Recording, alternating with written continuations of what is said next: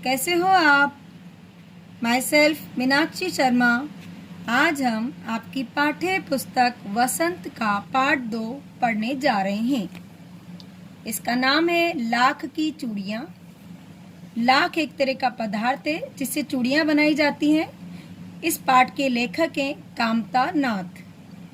पहले हम इस पाठ का सार समझ लेते हैं कि इस पाठ में क्या बताया गया है।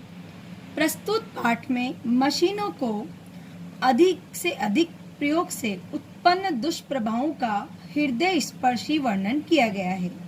मशीनों के बढ़ते प्रयोग को एक ओर जहां विकास का सूचक माना जाता है, वहीं दूसरी ओर लघु एवं कुटीर उद्योगों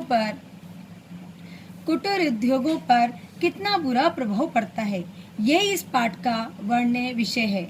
एक ओर जहां इस मशीनी युग में कितने हाथों से काम छिन गया है, वहीं दूसरी ओर इन उद्योगों में हानि होते देखकर लोग पैतृक उद्यम का मतलब होता है परिश्रम, मेहनत या काम छोड़कर नया उद्यम करने को विवश हो रहे हैं या रोजगारहीन हो रहे हैं।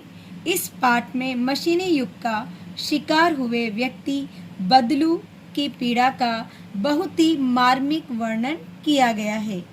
मैंने इस पाठ को 5 भागों में डिवाइड कर दिया है कि इस पाठ के अंतर्गत कौन कौन सी 5 बातें बताई गई है, वो मैं आपको शॉर्ट में बताती हूँ।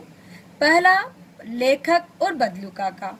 इस पाठ के हमारे मुख्य पात्र हैं लेखक और बदलू काका। बदलू काका जो कि चूड़ियाँ बनाने का काम करता था और आज के मशीनी युग होने के कारण उसका ये धंधा अब ठप हो गया है। उसी का यहाँ मार्मिक वर्णन है। फर्स्ट पॉइंट देखिए, लेखक और बदलू काका। लेखक को उसके मामा के गांव में सबसे अच्छा व्यक्ति बदलू ही लगता था। बचपन में वह जब कभी अपने मामा के गांव जाता तो बदलू उसे रंग बिरंगी गोलियां देता था। गोलियां मतलब खाने वाली गोलियां नहीं, लाख की छोटी छोटी सी बोल टाइप गोलियां बना कर। गांव के सभी बच्चे बदलू को बदलू काका कहते थे।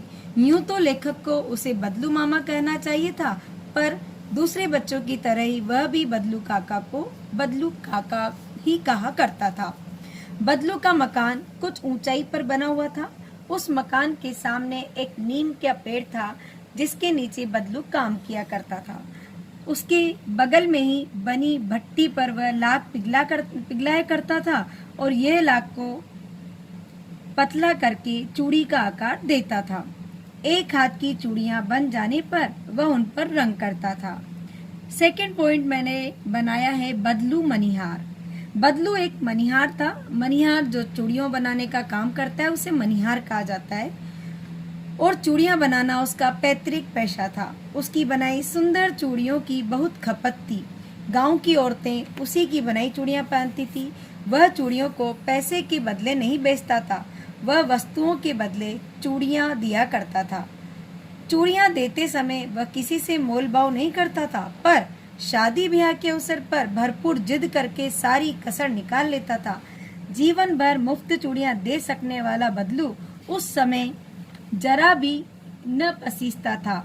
विवाह के समय इसी जोड़े के लिए उसकी घरवाली को ढेरों कपड़े, खूब सारा अनाज, उसे पगड़ी और रुपये भी मिलते थे। थर्ड, कांच की चूड़ियों से चिढ़। बदलू को कांच की चूड़ियों से बहुत चिढ़ थी।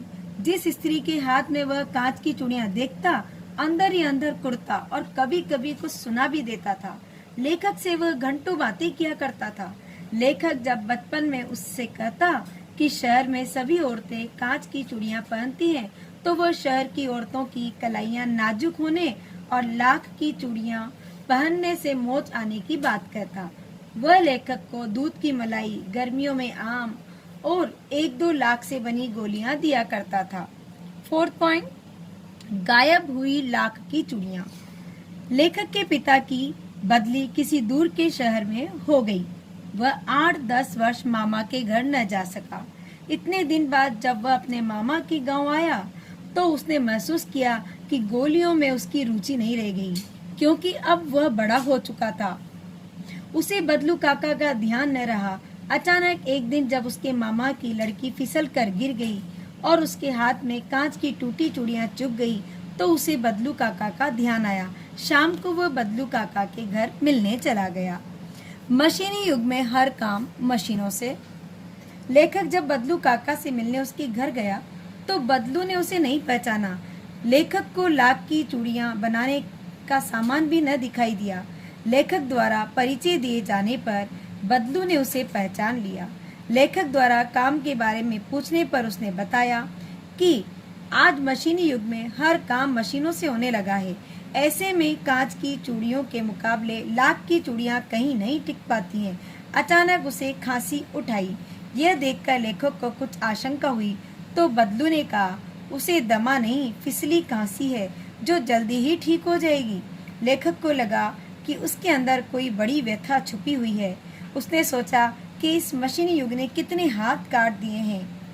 थोड़ी देर चुप रहने के बाद जब लेखक ने उससे आम की फसल की बात की तब बदलू ने अपनी बेटी से आम लाने के लिए कहा।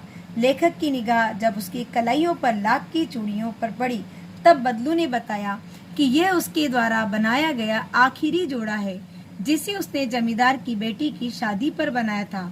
जमींदार द्वारा 10 आना ही दिए जाने के कारण उसने जोड़ा नहीं दिया और यह कहकर वापस आ गया कि शहर से ले आओ। यह सुनकर लेखक को खुशी हुई कि बदलू ने हार नहीं मानी है। उसका व्यक्तित्व कांच की चूड़ियों के समान आसानी से टूटने वाला नहीं है। तो बच्चों, ये आपका लाख की चूड़ियों पाठ का पूरा सार था।